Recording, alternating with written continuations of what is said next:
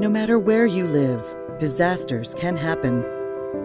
Hurricanes and severe storms bring destructive winds and devastating floods. Wildfires destroy homes and businesses. Earthquakes can cripple entire communities. All disasters have one thing in common. After they happen, people need help. When the president issues a disaster declaration, a massive relief operation is launched. The Federal Emergency Management Agency, or FEMA, takes the lead and works with state and local responders to supply food, water, and shelter to survivors. Depending upon the severity of the disaster, this initial response can last for weeks, even months. At some point, this response gives way to the longer-term process of recovery.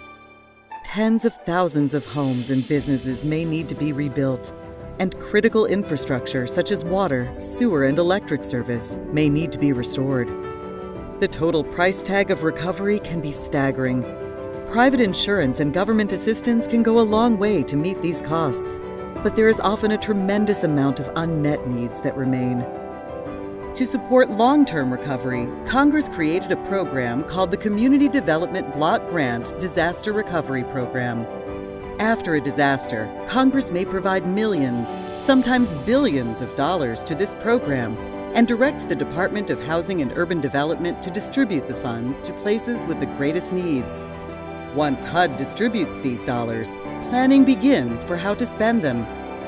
This phase of recovery requires the input of everybody: state and local governments, engineers, business leaders, and local citizens.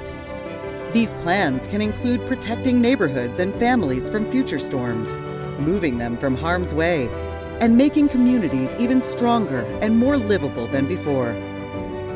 While all this planning can sometimes take several months, HUD can speed things up by cutting red tape and offering technical advice. When the recovery plans are complete, the brick-and-mortar work of recovery begins. After a disaster, rebuilding entire communities won't happen overnight. The process can take months, sometimes years.